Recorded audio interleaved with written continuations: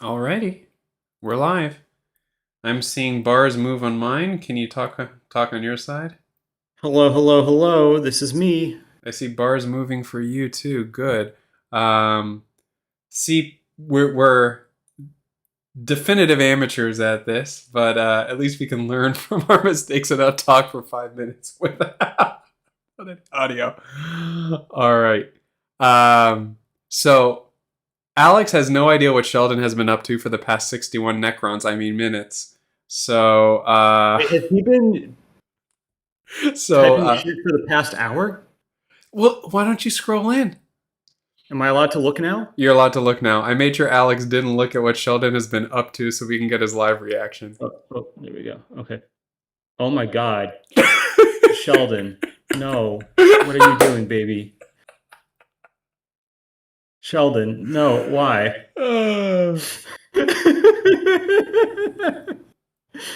uh, how amazing is that? Oh my God. Sheldon.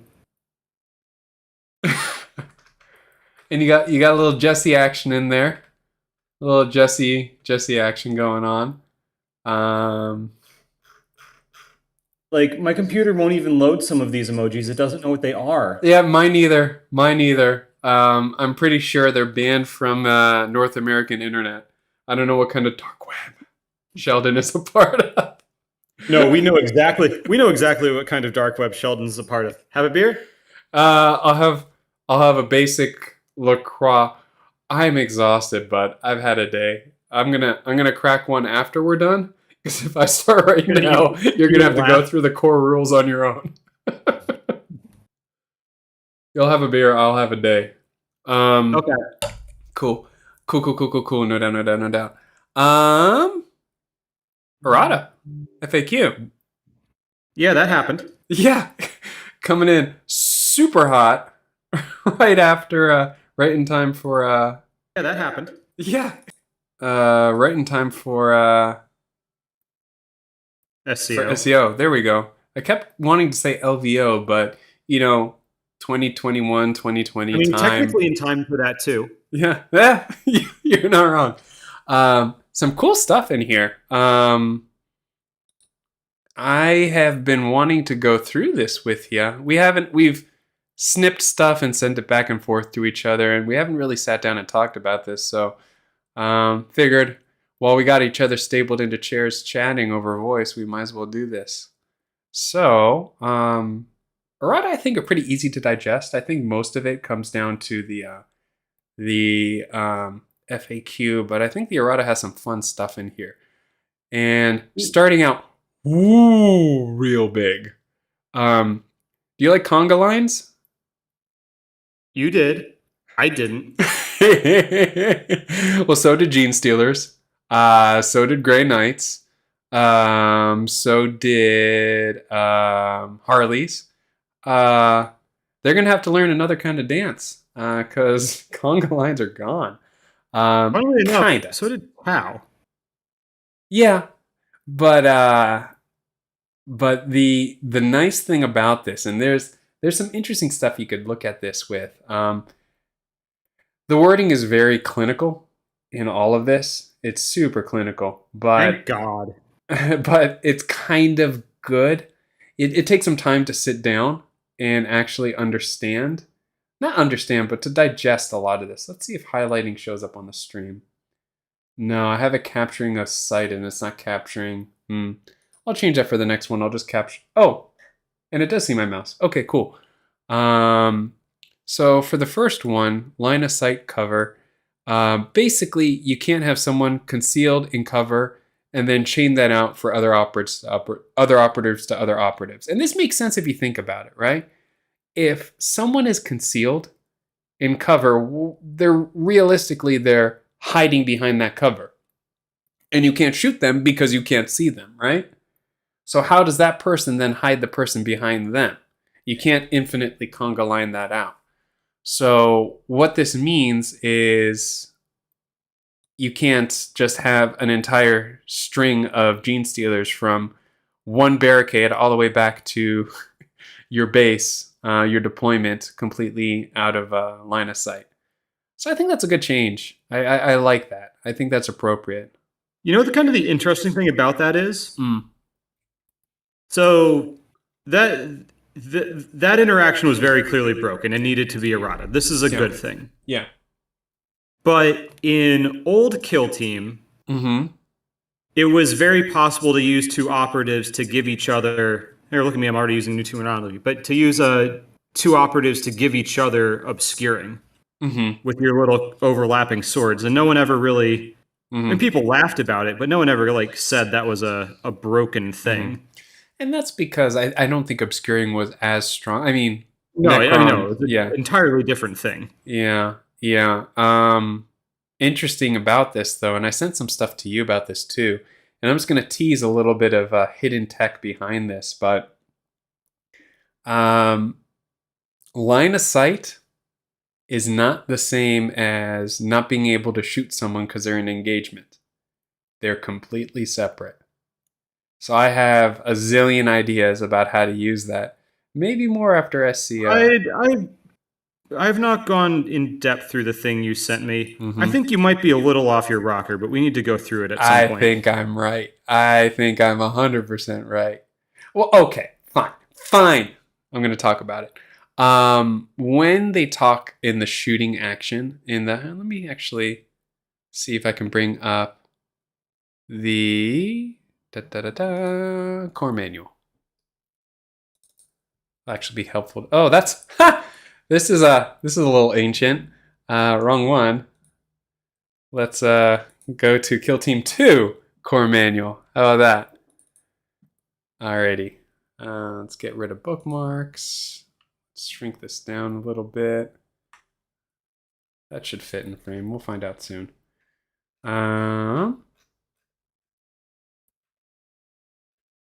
Shoot. That's here we go. So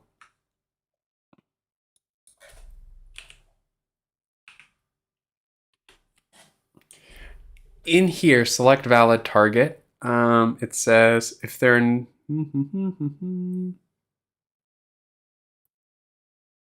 valid target is an enemy operative in the enemy operative's line of sight that has no friendly operatives within engagement range.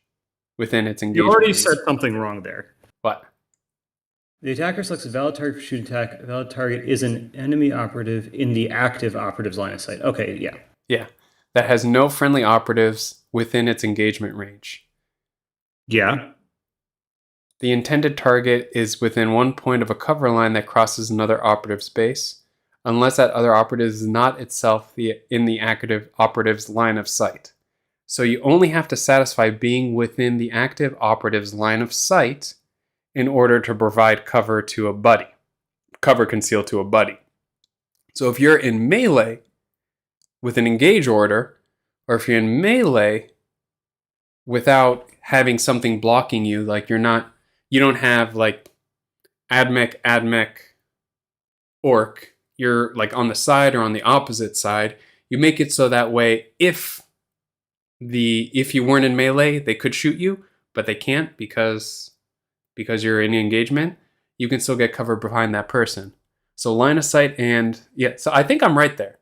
But there's a lot in here that we should go through, so we'll move on from that. But just something to throw out there into the ether. I think that's a really interesting way to get some cover while staying protected. And I'm going to try to abuse the hell out of that because I think it's very technical. And I've been lamenting the loss of I can't even remember. Island and consolidate. Yes, I've been lamenting the loss of Pipeline and Consolidate, and this feels like a little bit of that to me. I feel like a little bit of that. So I really like technical fine movement benefits that you can get.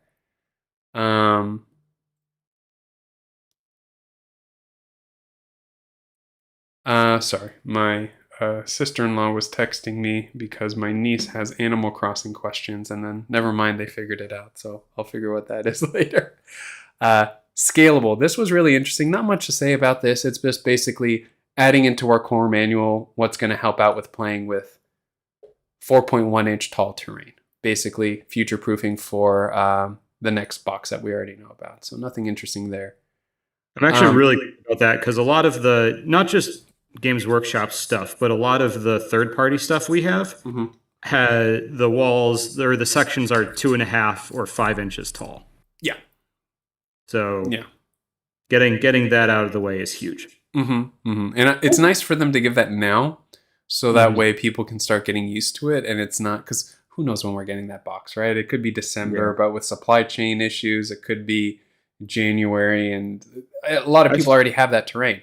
I played with that terrain last week. No, yes, no, 2 weeks ago. Yeah, 2 weeks ago, I played with that terrain with a buddy of mine, Jonathan, and we actually just played by this rule because I assumed that this is what it was going to be. So we just said, just ignore the first one. well, that's not exactly what it is, but it's pretty close. It translates to the same, you know? It effectively led to the same type of movement allowance. Mm-hmm. Yeah. Okay, drop. This is super interesting, the change in drop, only because it clarifies the way that I understood it. This area right here, note that a total vertical distance less than circle is therefore ignored. And this is relevant to certain pieces of war gear that let you change how far you can drop from. Like Reavers have that, Commandos have that, etc. It just clarifies that if you're dropping a distance less than 2 inches, so 1.99999, you can drop for free. And just clarify some stuff that was a little bit confusing about the way that they did the illustration, where it looked like you got to nudge yourself down a little bit before you dropped, you know? Yeah. Yeah. But this is really great clarification there.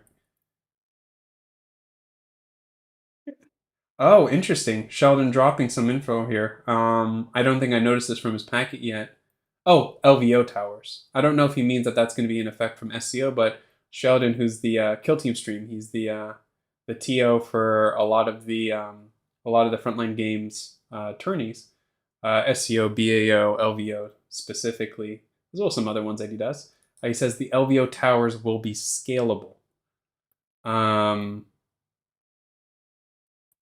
Well, it says the LVO. Yeah, so I don't know if he means SCO. And now technically the towers, I think they're exactly they're less than 4 inches tall, but then they have that extra ledge, or the extra height, which is actually light terrain that is traversable, I think.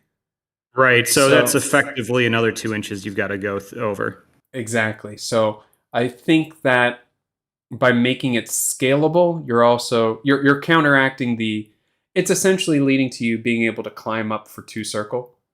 Yeah, that's because good. I think that's good. Otherwise, you can't really get up there. Yeah, go ahead. When I was playing Justin with his Death Guard, we weren't using those exact towers, but something similar, and it was basically impossible for him to get on top. Yeah. And then mission packs. This is less interesting to go through. It's just TAC Ops bonus. It's meh. Although interestingly, that's the TAC Ops bonus that I read that made me have the realization about the way TAC Ops interacted with match play, or not match play, excuse me, narrative play. Yeah, how you can. It's just completely free choice. Yeah. No, I remember you pointed that out. That was something that was never explicitly mentioned until you notice it, and then it seems super obvious. We actually missed that in our Spec Ops video. We just say it's the same as match play because that's what it seemed like initially, and then we started to play. We started the actual campaign. We're like, oh no, whoops. So, Mortal Wound 4, that was obvious a mistake. It's the combi melta for the attack Marine Sergeant. Why would it be any different? So it's nice to see they fixed that. Smoke grenades, and we'll talk about this now, and we'll skip it later when we go to Commandos. I'm of two minds on this. I kind of liked how it changed visibility, but it made a problem because it created this one-way mirror effect where you could just dip your base into the smoke, shoot out of it, but not be shot back. Yeah. But there's a weird interaction that this rule gives now. If half of your base, say you have smoke that's coming up to the edge of a heavy terrain, half of your base is covered by smoke, half of your base is covered by heavy terrain. you can shoot at that person because half of the cover lines that you draw will go through the heavy terrain, but won't go through the smoke. So rules as written, not all the cover lines cross the smoke, even though it's blocked by heavy terrain. And since it has nothing to do with visibility, you can actually shoot at that model. That's how the rules are written. So that's kind of how you have to play, unless that's clarified or unless there's a tournament FAQ that sorts that out. But there's no. I've looked up and down today to try and figure out a way to argue against that, and I can't. It's ironclad with the way the wording is, because it says every cover line, and that's so definitive, the language, that you can't say, because it says obscuring. Well, if you're behind, even a little bit behind obscuring anyway, you're fine. Well, if you're right up to heavy terrain or light terrain, anything that just would block vision normally, right? Like you can't see that half. So that's why I said heavy terrain, like an armored container. You can't see that half. It's just not like visible. The actual like. Well, let's do something. Physical. Let's do something. Visibility blocking. Yeah, so let's do something real quick. I set up a little camera. Let's see how well this works. Hey. No, I got it. I see what you're saying. Well, I'll just do it for the stream. So we'll say that there is smoke right here, and I think smoke is 2 inches. 2-inch radius, yeah. Yeah. So. Which is huge. Yeah, smoke is right here, right? So it's about 2 inches from there. And then you have Gork Frog with a grenade, right? This is Gork Frog, Demore Crump. This is Alex's Night Shield. No longer. Okay, so you have this situation where looking from over here, Gork Frog can't see this half of the base, right? Just there's no visibility. There's a big armored container right in the middle. And the smoke is coming up to here, right? So the cover line would pass through the smoke, but there's no smoke over here. And if you draw a cover line from this side of Gork Frog, some of those cover lines, or even from this side actually, some of those cover lines are going to go through the heavy terrain, yeah, but they're gonna not go through the smoke to that base. So since all the cover lines don't go through the smoke, Eisengrot right here will not get obscuring at all, and will be a valid target, even though half is smoke, half is heavy container. So that's a really interesting interaction that I'm not sure if it's intended. I'm pretty sure not, but that's just kind of how it's going to have to play out, you know? Because I can't argue against that. Can you? Like, honestly, is there anything that you're thinking of? Because sometimes you can bend things in a way or see things. You see the code in a different way that I can. So I'm really curious to see, even over the next couple of days, like bend your mind around it. Let me know, because I've been trying to find a way to dispute that, because it just doesn't sound right. And I'm pretty sure that's going to have to get fixed at some point. I'll need to go through all the individual rule snippets and pick it apart. I think so. I tried today. The rest of them only in Death Does Duty End. This is super nice when you combine this to what happens with the clarification of the FAQ. So we'll come back to this later. But this just clarifies or the end of the battle, whichever comes first, just for scoring purposes.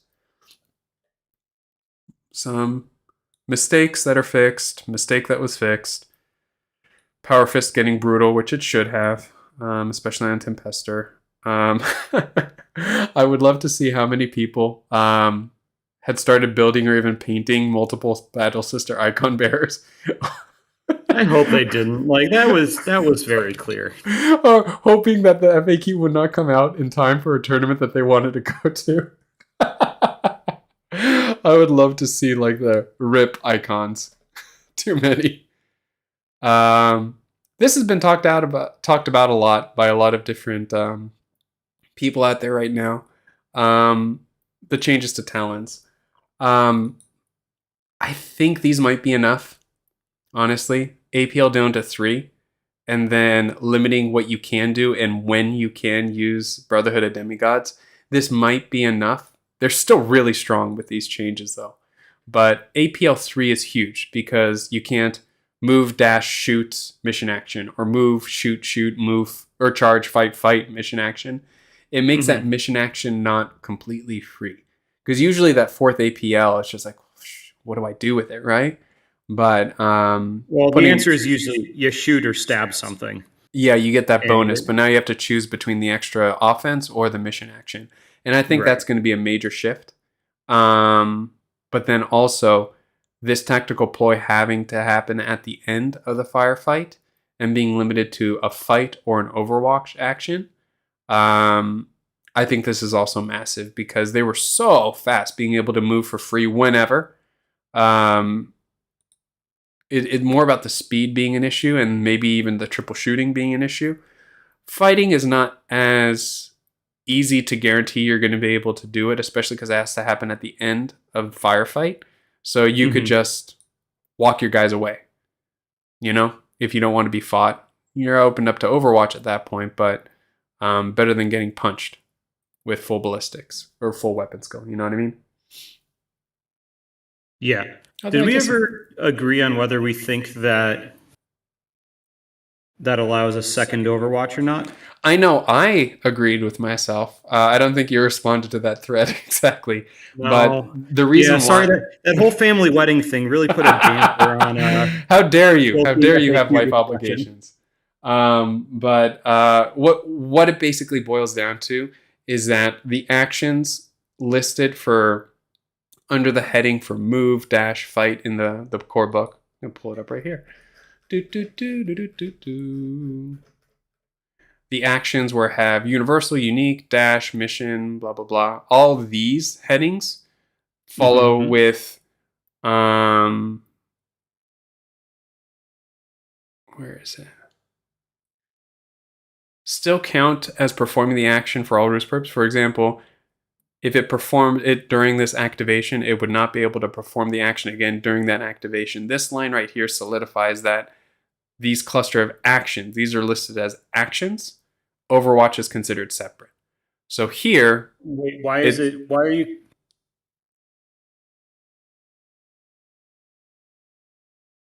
you considering Overwatch not an action from those? Well, because of certain phrasing. I'm getting there. Buckle up.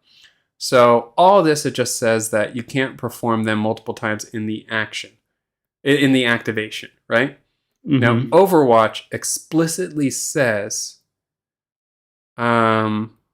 each operative can perform one Overwatch action per turning point. By saying it like this, it excludes it from... There's a specific clarification that excludes it from this clause down here. And according to... get there later. According to the FAQ, it's a free fight or Overwatch action. It doesn't say an additional, or it doesn't say anything. So I'm of the mind that it just says you can do the action, but it doesn't explicitly overwrite the specific over there that each operative can only do it once. That's where my mind is. I don't know. I buy it. I think, yeah. I mean, that makes sense because... It's because nothing else has, like, you can only do this once per turning point. It's very definitive. It's very... Well, but then what about, like, with NIDS, with their strategic ploy, the one that lets you do, like, a free normal move? Well, that's, again, like, that's, like, moves and fights and all that stuff that's listed under, like, where it says actions. Unique actions, mission actions, universal actions. Yeah, but that's a free. Does it say a free normal move or a normal move? I don't know. We can look at that after. Yeah. And then Brad P brings up a great point. In this case, technically, this model would have obscuring because it's the armored container is more than 2 inches thick, so it would have obscuring with this armored container. Yes, that's true. But with a heavy wall, exactly what Brad is saying, it would be an issue. So that's an important thing. Maybe if I made the armored container in a corner. I missed that part. And then for the purposes of that example, pretend that armored container was less than 2 inches thick. Yeah. But I picked the armored container for the stuff on the FAQ. So there's a reason why the armored container's out here. Death Guard, champion slower, just as slow as the rest of them. We knew that. Thousand Suns, Doombolt is not part of malicious volleys. It was technically a ranged attack and has bolt in the name, so technically it could be used, but I'm glad they fixed that. Blast being changed from critical rule to special rule for Cavalite Shredder. Haywire Grenade being added as limited. A lot of stuff that's just bookkeeping here. Gauss Flare or Gauss Reaper for Necron Warrior. Hunter Cadre, which is not Hunter Clade, which is forever going to confuse me. Just some cleanup stuff. At least you don't have to differentiate between stabby and shooty priests for now. Yeah, for now. Some stat changes that made sense. The biggest ones that seemed like they might have been right, actually. Recon Drone, and then the tactical support turret having defense characteristic of 4 being brought down to 3. There was no way that was right. I mean, Recon Drone, beefy, who knows? I mean, I think it was Chris Bieranid who said Tau breaks so many rules that it was almost believable that they just broke this other one. And like I was with him on that. I was like, yeah, sure. Yeah, okay. Tau get defense 4 models. Sure. Yes, that's very Tau. Anyway. If Death Guard and Custodes were limited to 3 defense dice, there was no way anyone else was getting more than 3. I think that's completely fair, but also Tau.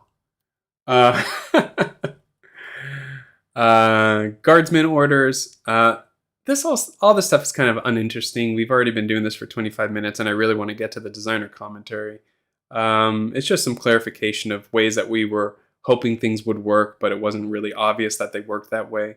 They're pretty straightforward. I don't feel like spending too much time on it. You agree with that? Yep. Cool. And Commandos, real quick, they made the Breacher Boy even better. And we actually get a leader now.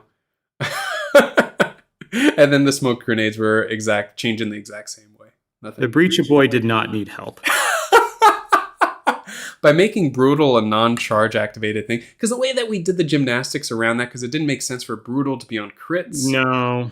It was the way that we did the mental gymnastics is if you get a crit, then everything gets Brutal and all that stuff. That's how this makes a lot more sense. Stun did not need to be part of his repertoire. Honestly, stun with 3 attacks though, it's unlikely that you're going to get to actually get the effect of the stun, but having stun on 3 attacks means if you get a crit, you get a free parry, which is actually pretty nice. Yeah. I think that's the big takeaway from having stun on the Breacher Boy.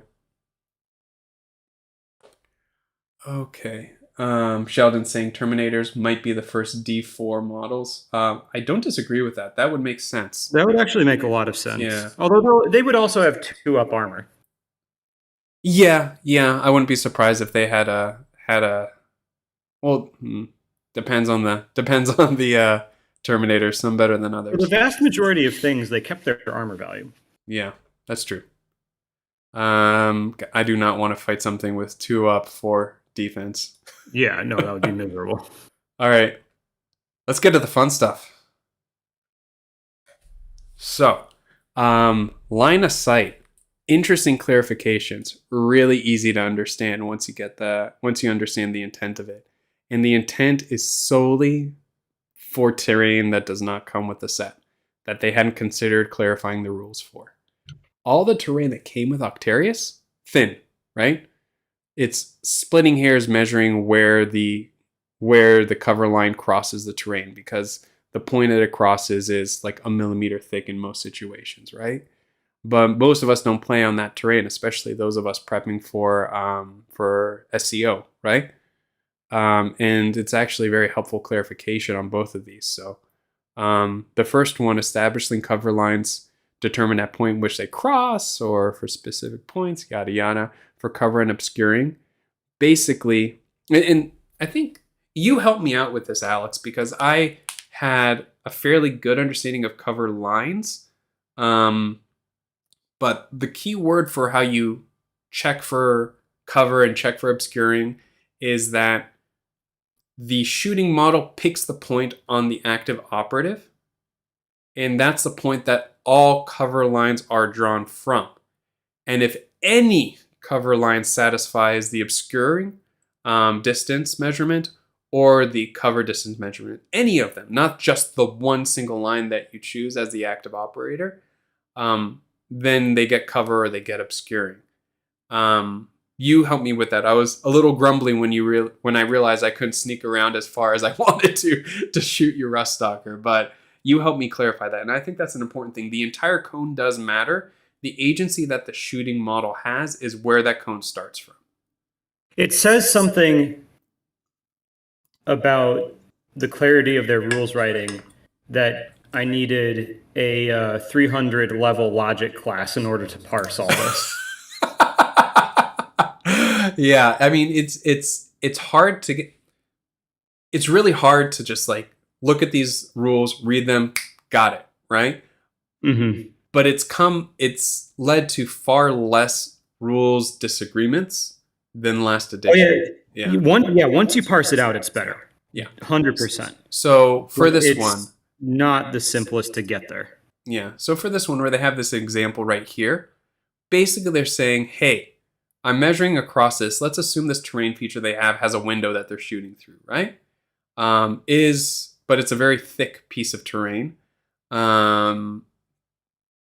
Is operative A over here in obscuring? And what they say is you measure from any point in the terrain, right? Any point. This means at any point at which cover line crosses a terrain feature. Does not need to be the closest point. So for a thick piece of terrain, if you're checking for obscuring, you just measure from the outside, right? Easy enough. What's the furthest point that would give me, what point would I measure from that gives me the best chance at being obscured? It would be the furthest point away, right? Because you need to be outside 2 inches. Conversely, if you want to be in cover, what's the closest point in order for me to be in cover? And I think that's how we were already measuring it, right, with cover. But with obscuring, it gets a little funny. So yeah, obscuring, we were often going. Often, we were going 2 inches from like the near side in order to hide, which is correct. Like you're definitely still hidden then, but we could choke up a little further for some things. Correct. We were restricting our movement to staying further back because we were measuring from the closest measurement. Whereas with it matters at any point as you cross the terrain feature. So that's all this means. So if you're checking for obscuring, with a lot of things, I don't know that it matters a ton. But where it does matter a ton is the frontline terrain series or like the tournament. God, the ITC stuff. Word. Yeah. Words. Thank you. Oh, as you bring that up, Alex. Oh no! How about that? So, perfect example, Gork Frog throwing grenade at Isengork, right? Right here, let's actually set up the measurement. Okay, so heavy terrain, you can scoot him over a little bit to make sure he has a cover line. He has a cover line? Yeah, he has a cover line to Isengork, but it crosses across the heavy terrain. So then you would measure along any of these cover lines to see if Isengork or Eisengrot was outside of 2 inches. He's actually not there. So outside 2 inches from this side, right? Over here, if we were measuring like we were originally doing it, he's well within 2 inches, but it's from any point at which the cover line crosses, right? So let's see if I can do this with 2 hands. So if we're drawing the cover line from here, it's really hard to get this on the angle to get the line on top. You see what I'm saying, right? It's just from this side. Yeah. You don't have to measure from this side. The measurement happens at any point. So it's always going to be the most beneficial point because that's any. This is also valid. You can measure from there, but this is also a point that you can measure from. And if any point that you measure from is outside 2 inches, this little guy over here is obscured. And same for cover, but everyone was measuring from that side anyway, so I think it's a little bit less relevant. And cover tends not to be thick terrain anyway, but sometimes this game does come up to millimeters, so if it's like a half-inch piece of light cover terrain, it actually is pretty relevant where you're measuring from. So that's a helpful distinction. So once you kind of understand why this was put in here is for terrain like this, it makes a lot more sense why they did that. I had to cover the chat while I pulled that up. Let's see if anyone said anything.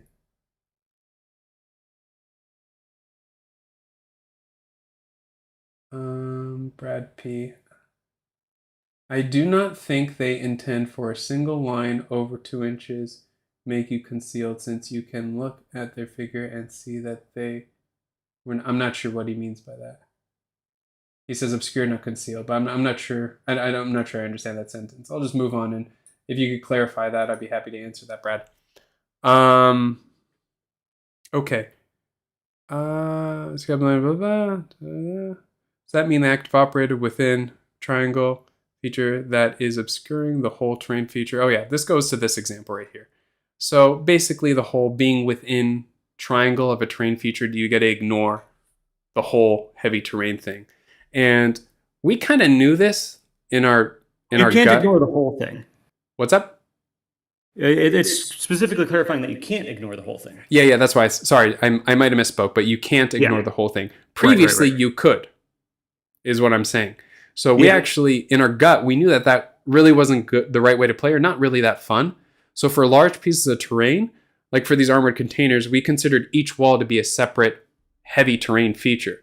So if I was within 1 inch of one side, it doesn't mean I could see through the whole thing, like looking around the corner towards another model, you know? So that's one thing that we just kind of house ruled as we were playing because it just didn't seem right. And this just means that you have this aura around you, essentially, of 1 inch that you can ignore it. And if that 1 inch passes completely through the terrain feature, you can ignore it. Or if it passes far enough into the terrain feature that there's no point left that measures 2 inches away, then you could also ignore it along that cover line, right?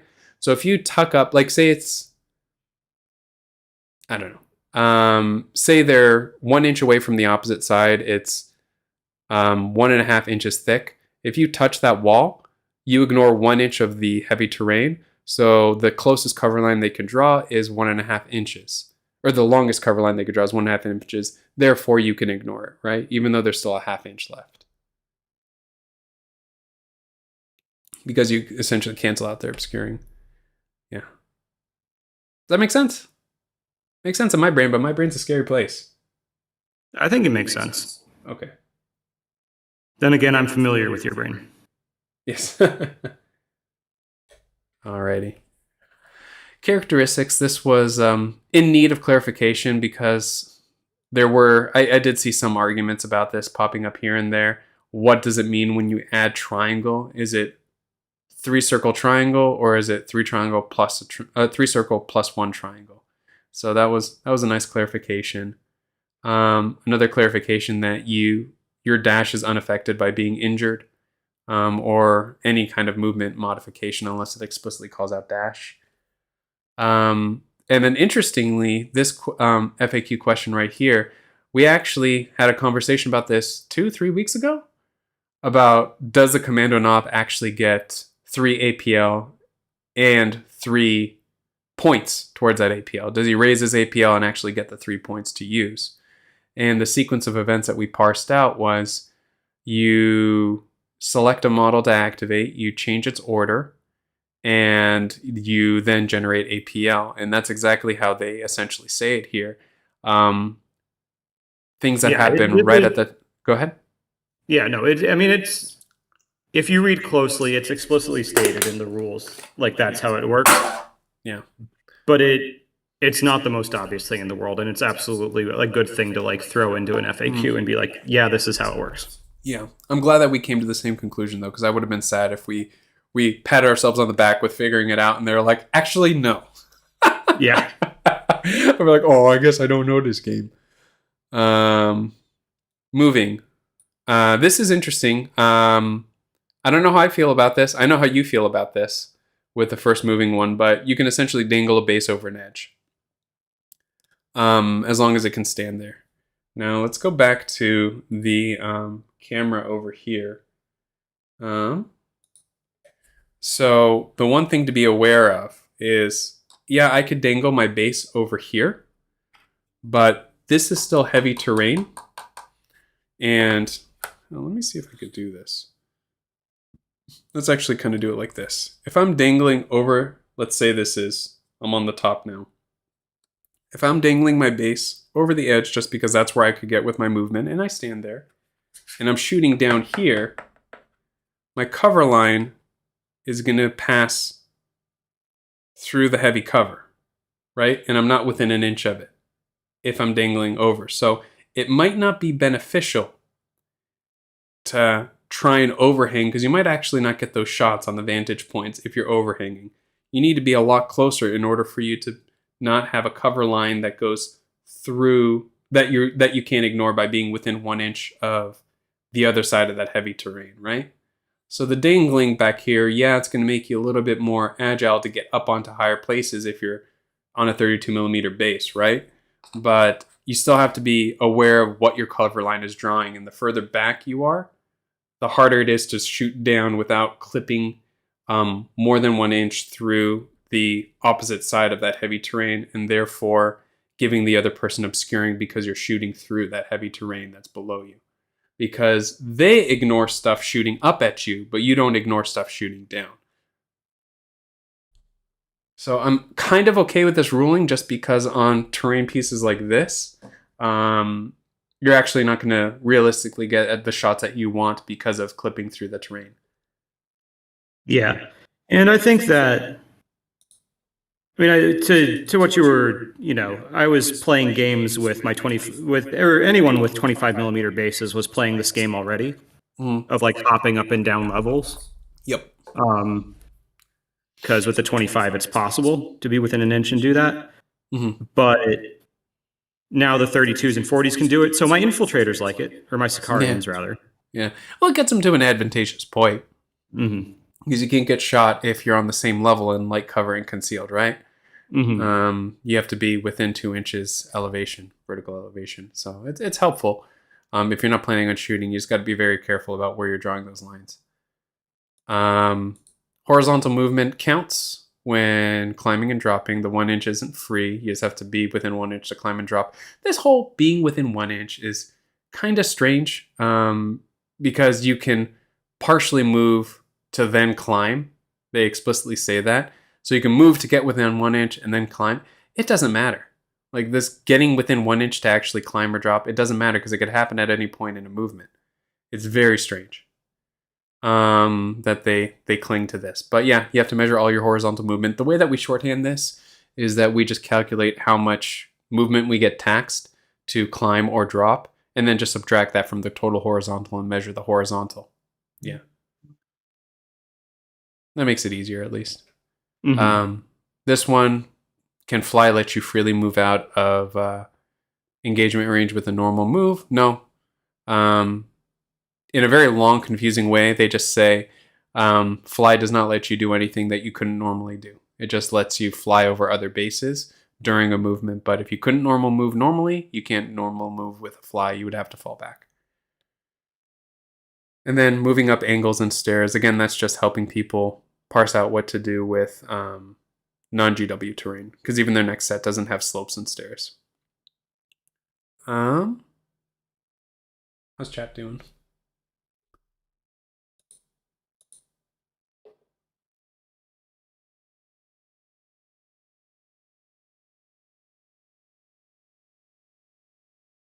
Okay. Shooting attacks and fighting in combat. Okay, so this we had already figured out as a community. Storm shields let you parry with a crit. You can parry a crit and a crit, or a crit and a normal hit, or 2 normal hits. So crits, you can parry 2 crits with a crit using a storm shield. We had already figured that out, or at least we'd already reasoned that out, and we expected that that's how they would rule it if it were asked. I think that some people get hung up on the difference between like a successful or a retained hit and then a normal hit or a critical hit. Right. Like a successful or retained hit can be either, yeah.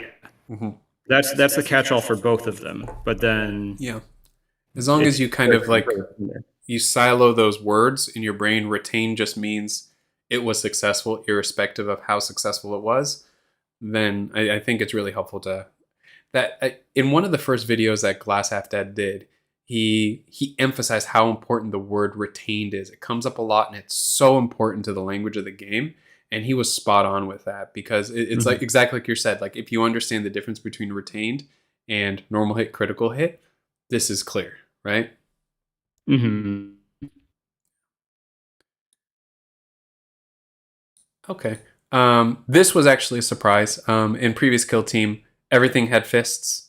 You know, you could just punch something. Even a drone could headbutt something. Now, if it's not explicitly on this on the now it's not complicit. If it's not explicitly on the data sheet, they can't punch. But what they also provide in here is that cannot provide combat support. So giving you a +1 to hit with a melee model, if that other model doesn't have a melee option, they're just standing there shaking in their boots, they can't provide combat support. That's something that that they added in here, which is massive.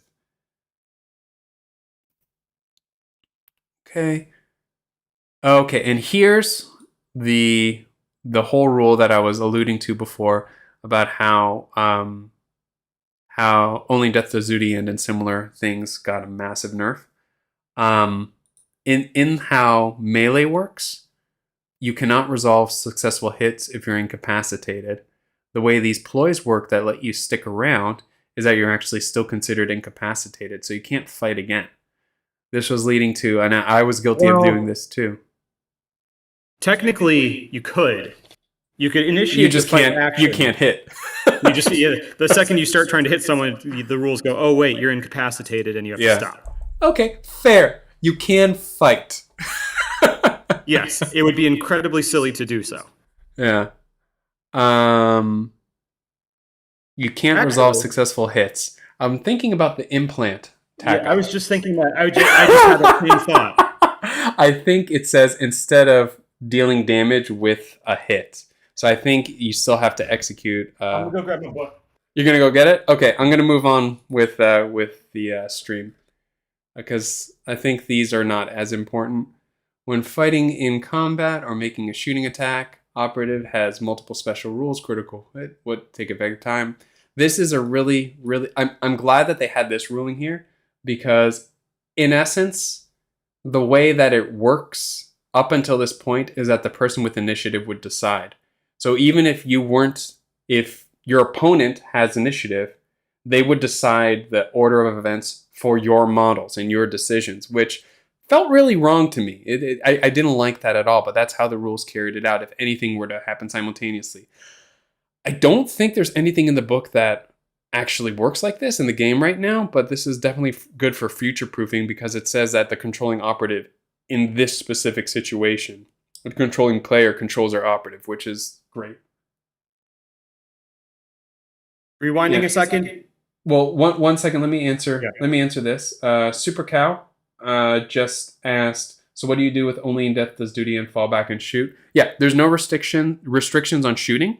You can fall back and shoot, or if you weren't in melee, you can move, dash, and mission objective. You can do everything, but you can't resolve successful hits in fighting. But Alex, what do you have about implant? Yeah, no, you can't do it. So you do the implant. So it's not an action.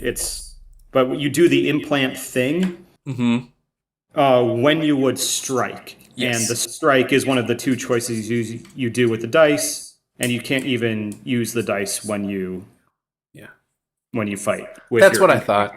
That's what I thought. Yeah, because you there. Yeah.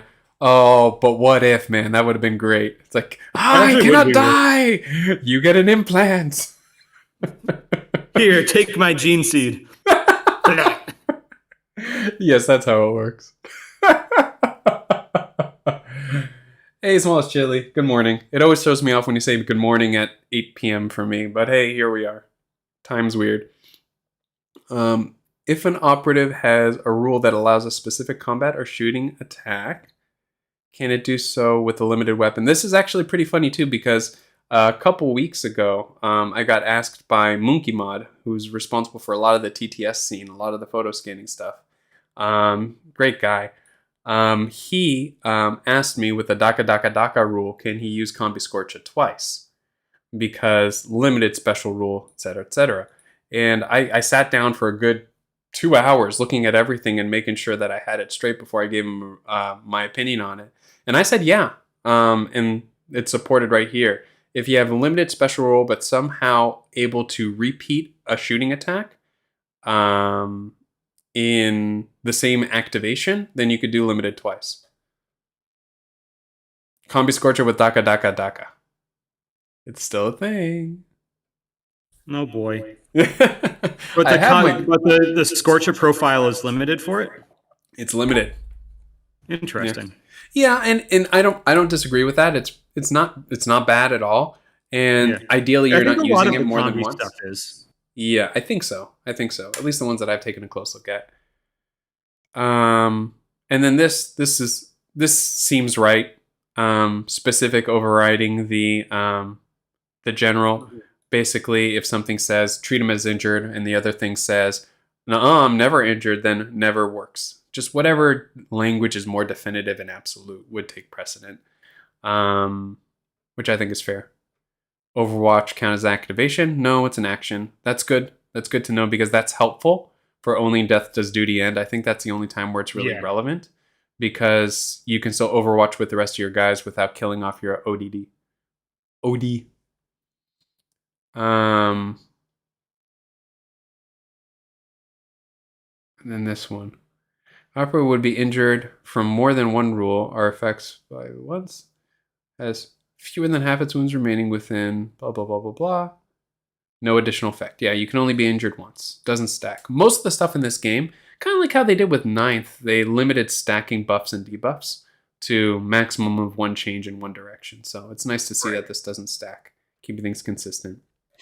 So are we saying the rule is that you can be modified by plus or minus multiple injuries to a maximum of plus or minus one injury? Yes.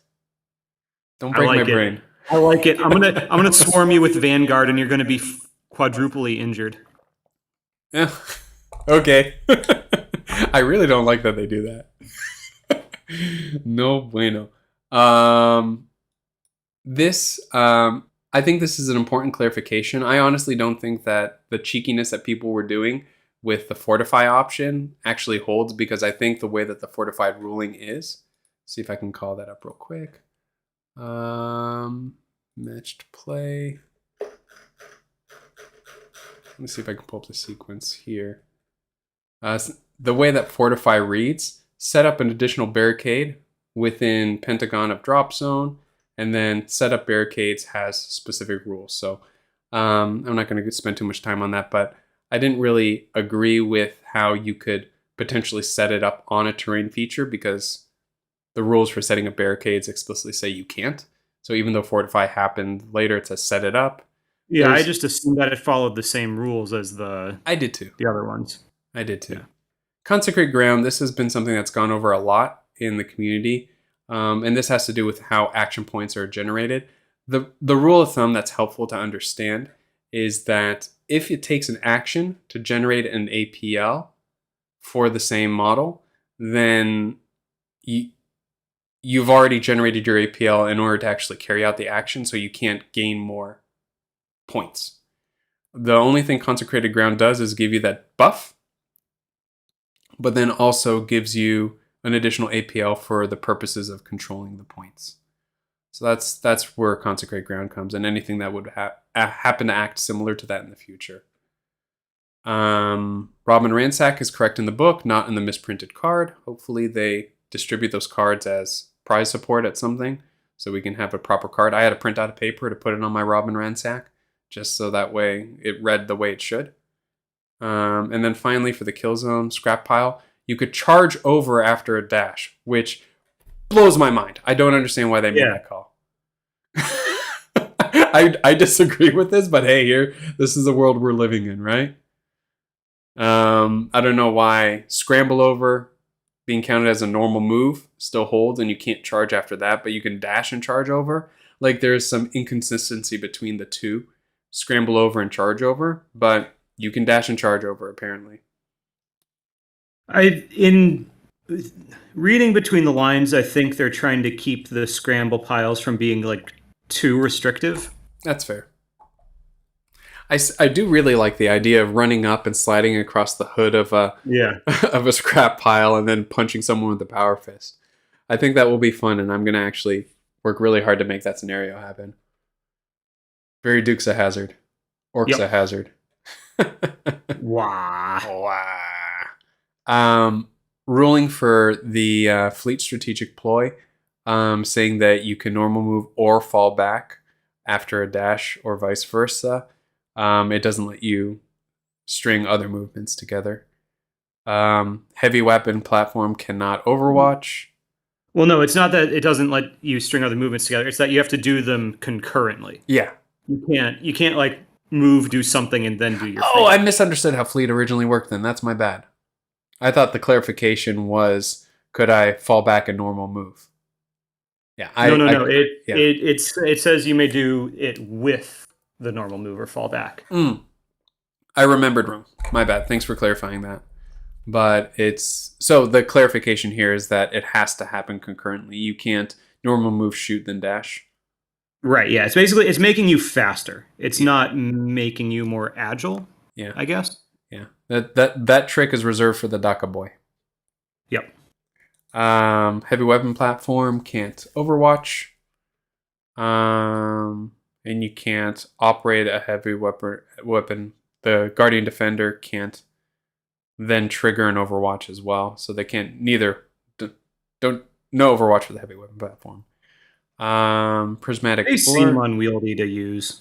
I don't think the turrets or the platforms are going to make much of a wave in this edition, unless they get fancy stuff to them in the next in their White Dwarfs, you know, or in Chinath or whatever it's called. The next one. Prismatic blur. How does it interact with brutal? This was really good. Otherwise, if you fought against a brutal, it would just be a wasted parry. It lets you parry, which is nice.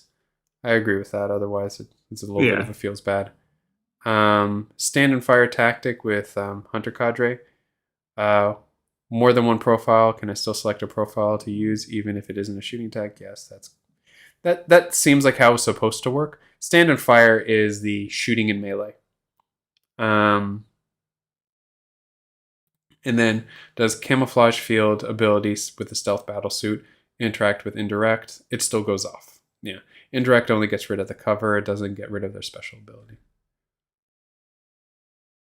And we got 3 minutes to spare. Hooray! We did skip some stuff, but I think that was worth it.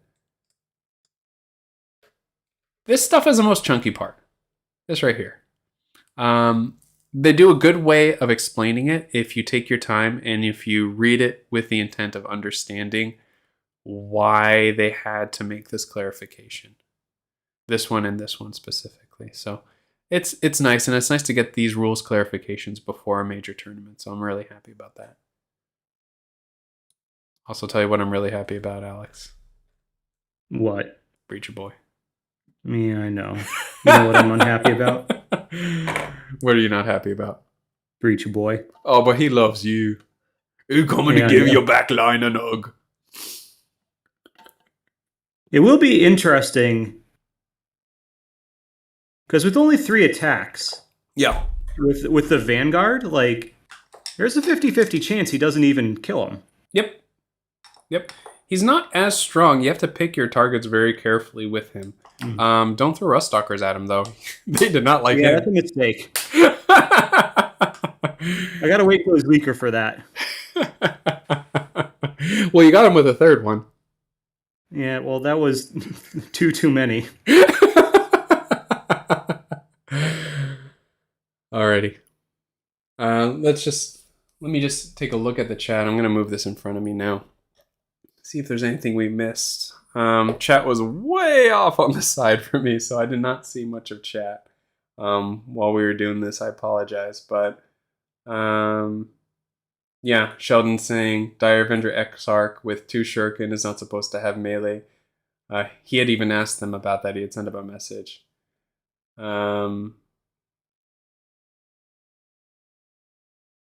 So Brad clarifying here.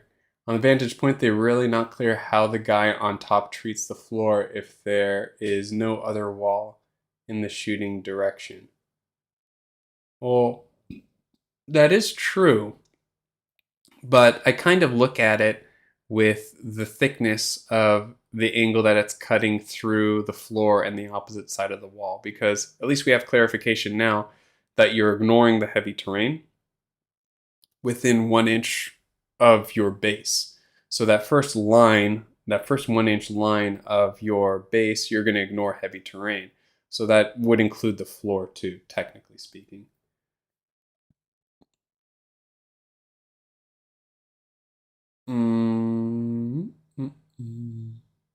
I think that's it.